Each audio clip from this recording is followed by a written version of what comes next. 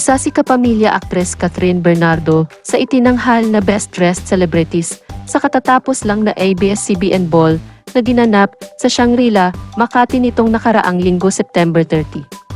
Sa social media ibinahagi ng glam team ni Catherine ang ginawang preparasyon nila sa total look ng aktres, pati na ang hirap na pinagdaanan ni Catherine sa pagsuot ng kanyang elegante at daring na gown na gawa ni Mark Baumgartner.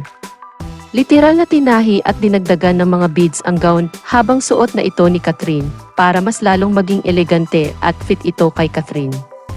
Panoorin ang mga bidyong na ibahagi.